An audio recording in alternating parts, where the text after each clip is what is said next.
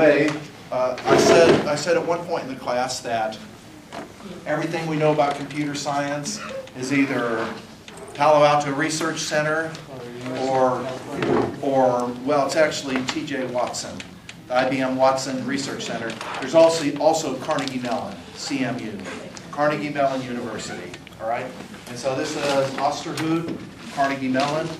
Okay, all right. One of the papers we already looked at. Okay. What number paper is that, Dr. Morris? It's 9. 9? Okay. I got it. Good. All right. Medusa, an experiment in distributed operating system structure. All right. This is February of '80, so that puts the work probably in the mid-'70s. Okay, so the work is in the mid-'70s. All right. So let's just go ahead and do it. Now look, I didn't know that we we're going to be covering this, so I haven't read this recently. So I'm going to be like, 3 milliseconds in front of you sometimes. So bear with me, all right? Bear with me. Okay. A distributed operating system for the CM Star multi-microprocessor. That's what they're talking about. So what's distributed operating system? I mean, think about it. What do you think it means? It's not in one machine. It's not in one machine. It's across multiple machines, and they work together in some kind of collaborative manner. Modern day clusters use a distributed form of Linux. Okay, the original distributed Linux was a Beowulf cluster, which was put together by Thomas Sterling at LSU. He came out very recently and spoke at the ERDIC. Then I had a chance to see him speak at another conference where I went to. The guy is very opinionated and brilliant. It's a real pleasure to watch him carry on. So he carries on, he knows his stuff, and that's the way it is. What is the star for at the end of CM? Is there a specific reason? I don't know. That's a good question. Yeah, I looked for it and I couldn't. It might be associated with the clean star, which is the closure, the clean star, the closure, but it would be a guess. So anyway, so the CM star architecture combines distribution in a sharing way that strongly impacts the organization of the operating system. Medusa is an attempt to capitalize on the architectural features to produce a system that is, blah, blah, blah. Modular, robust, efficient, smells good, promotes growth, cures cancer, okay, eliminates baldness, low calorie, okay. Makes you smarter. All the stuff that you would expect it to do. All right, here we go. So to provide modularity, by the way, modularity is a big deal because in the early and mid-'70s we started to understand that these, monolithic 10,000 line pieces of code, okay, the big mess, as the textbook author points out, the big mess is one giant chunk of code. It's very unmaintainable. It's hard to minimize side effects. I change something here and break something over there. All of these things. So modularity, in fact, becomes a big deal. This little system, really just the file system that we've been looking at, you probably noticed is very modular. Okay, it's very modular. Organized into tight little cohesive packages that do one little thing and one little thing only, and then hierarchically connected together. So modularity is a big deal. So Dr. Morris, is that the base on which we're building right now, our new modern operating systems? So modern operating systems, almost everything that's built today is modular, but by necessity. Back in these days, you could have 1,000 lines of code. Someone told me, I haven't verified this, that the Windows 7 source code is 40 million lines of code. Okay, quite frankly, there are companies that have said if it's more than 1 million, it's not maintainable. The biggest project I've ever personally worked on was 250,000 lines of code, about 250,000 lines of code. It was a nightmare. The only reason we finished is we used the Ada programming language. So we were able to set up well-defined interfaces that couldn't be violated. The developer, developer X, developer Y, developer Z had to adhere to what the interface said. They couldn't just, pull pointers out and go marching around our structure. So, Dr. Morris, question. Do you think because it has so much code in Windows 7 that it's possibility that it's going to have vulnerabilities and problems? yes. So that's a good question. So the question is, do larger pieces of code, do they manifest more problems, vulnerable? Of course they do. Okay? You cannot exhaustively test any code. Going back to this, if you were in my algorithms class, this issue of tractable versus intractable problems. Theoretically you can, but in practice you can't. Okay? In practice you can't. For several reasons. Okay? The sheer size, the fact that you don't know what order things are going to happen. Maybe it's such that if a packet of exactly size 1,532 bytes shows up on a Tuesday at 3 o'clock while the clock is changing and someone hits the enter key, that combination causes some screwy behavior. You don't know. So there are so many variables in any reasonable sized software package that you can never fully debug. The best you can do are what are called, we're off topic a little bit, but it's okay. The best you can do are what are called is what is called equivalence class testing. And I think we might have talked about this before. You try to find the use cases that cover the expected inputs to a particular module or set of modules. And so if I were, this is a silly thing, but what if I had a module that dealt with division?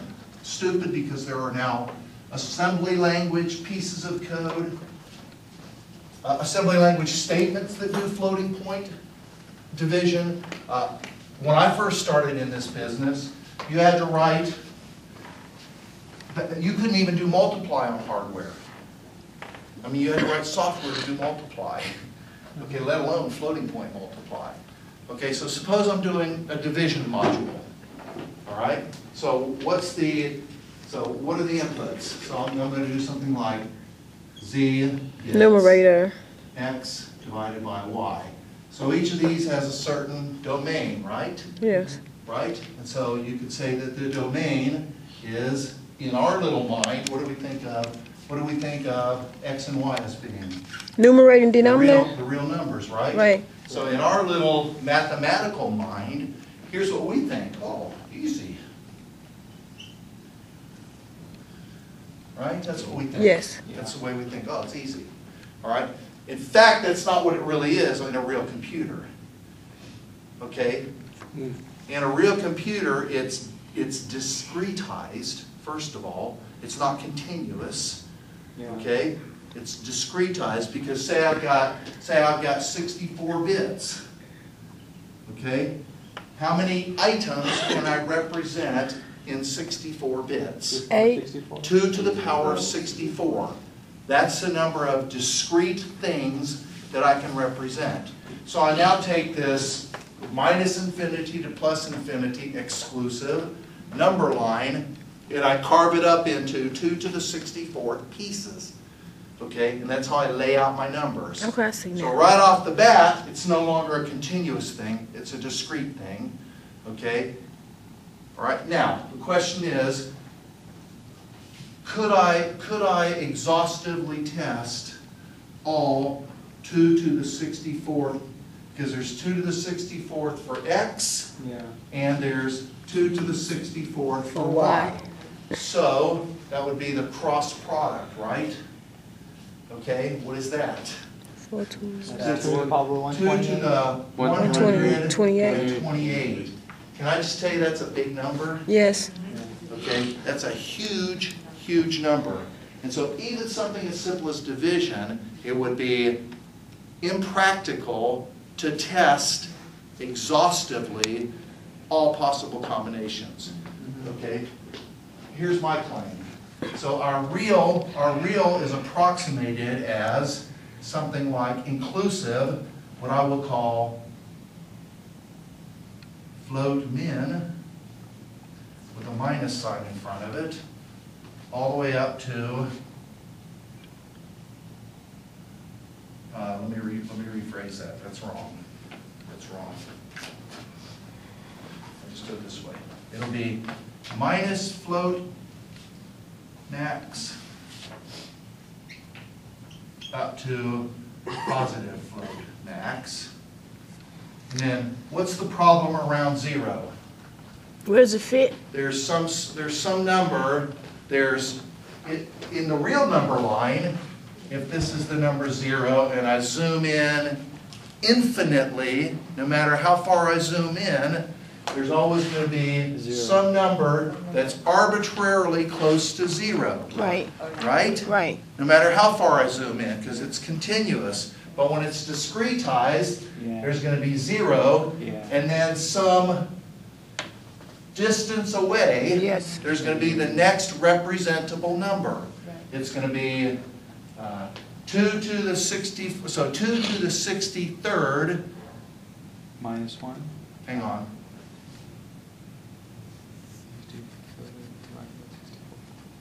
1 over 2 to the 63rd, something, whatever it is, doesn't matter. It's going to be some distance away. That's called float min. Okay. That's the smallest floating point number that you can represent other than 0. Does that make sense? Yes. So this is what our real number looks like. And all the way out to inclusive, here's float max, minus sign, and all the way out here is float max with a positive sign. And there's no way that for each value of x and y, I can cover that entire range. So what would be, what are called equivalence classes? And here's my claim.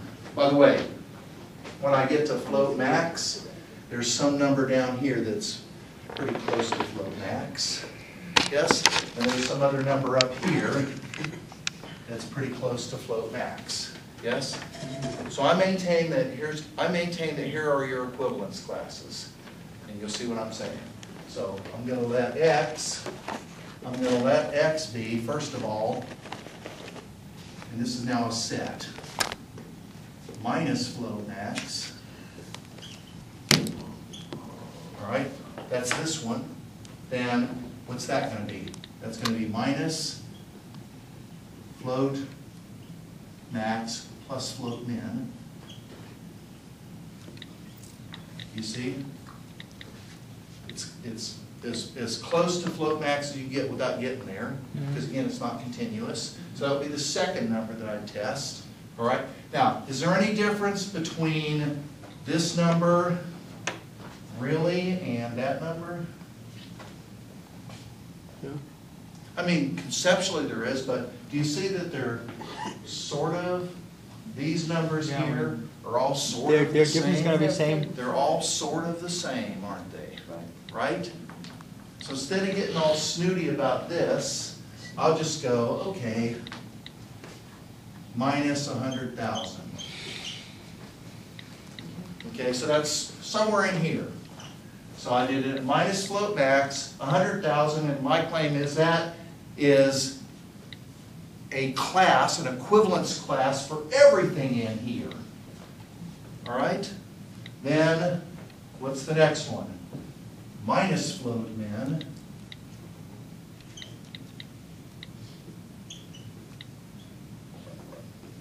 Then 0. Then plus float min. Then plus 10,000. And then plus float max. All right, I do that for both x and for y. And then I do the cross of that. So 1, 2, 3, 4, 5, 6, 7. 7 times 7 is 49 test cases. And that's called an equivalence class test suite. Okay? For the division, floating point division, this set for x and y, So x comma y. Okay, so, first I do, minus float max, then minus float max with y equal to 10,000. And I do all of those to see how my code behaves. All right? And the theory is with this equivalence class partitioning, with these equivalence classes, that this test is representative of anything that could happen. That's the concept. All right? Now, when you modify software, you keep all of these equivalence class tests in a test suite, and it's called regression testing. So if someone goes along later and changes something in float, in floating point divide, then I need to go back and rerun these regression tests to make sure they haven't broken something. Now you can do that if you have nice little modular pieces of code that do exactly one thing very well, they're tight, okay? When you've got this big giant mess with 14 different switches, it's considerably more difficult to debug. All right, so can I get an amen? Amen. Dr. Morris, how did they, with all those codes, they would have to be more than one person that programmed. Yes. So how did they, because unless it's the object-oriented program, they could probably just write each piece at a time. Well, so one of the things that Mesa did is to minimize the chances of a developer messing something up is you cemented the interface in. You created the interface. And I don't care what you do under the covers, other than for efficiency purposes. Do whatever you want under the covers. Just when you're done, make sure you give me x divided by y subject to this equivalence class. I don't care how you do it. Just make it happen, number one. Go away and make it happen. Now, again, during code walkthroughs, which is what professional software development organizations do, is, Umar would bring in his implementation of x over y, and we would all sit down and he would justify why he did what he did. Okay? That's called black box testing. This equivalence class testing is white box testing. Excuse me. This equivalence class testing is black box testing. I can't see inside. I have no idea what his code does, other than does it properly provide the right answer. White box testing would be, we look inside your code and set up a series of tests subject to an understanding of what your code does inside.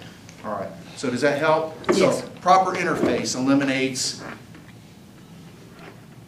let me be careful, mitigates the problems that you encounter in a large software development effort. So it does not You eliminate. can't, there's no such thing as elimination. Okay. Every problem, most of the problems that we encountered in the program that I was involved with, this large 250,000 lines of code, all of that happened after we got past the ADA code and hit the C Windows interface.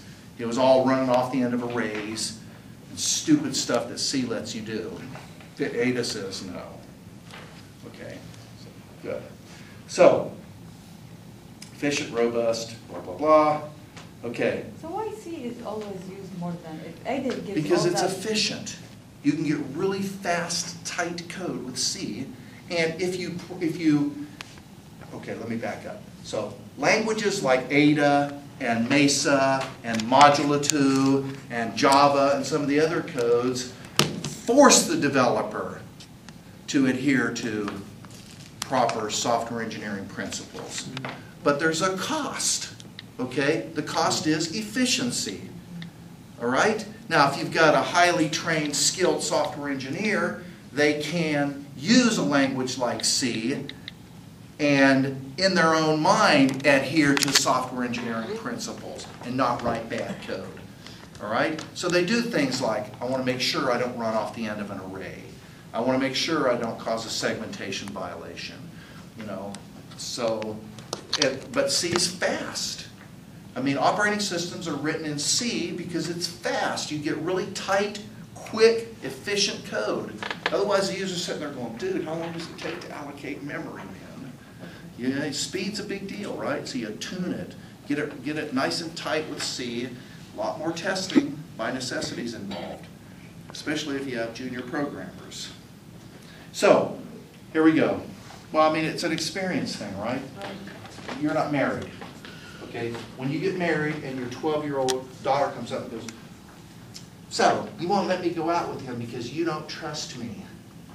Baby, it ain't nothing to do with trust. It has to do with the experience. Okay, you're 12 years old. Okay, no, had nothing to do with him.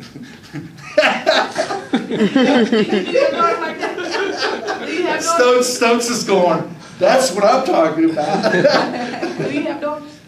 By God's good grace, we only had sons. You're excited. Oh, are you kidding me? Oh, man.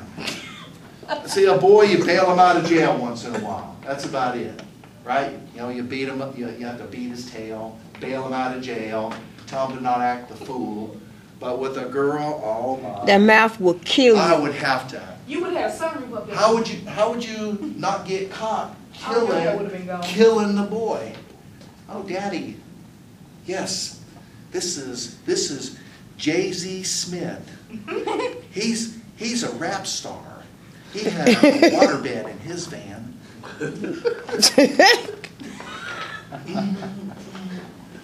And I loves him. Don't forget that, Dr. Boyce. Does he have a job? No. Well, nobody's going to be producing his own records pretty soon. No, Dr. Boyce. But I Did loves he at least him. finish high school? No. Well, he didn't. He felt like, in the real world, he wanted to keep it real, He wanted to use his artistic potential. Mm-hmm. I will potential you straight to. So, no, thank God. So, I hope you don't put this up on.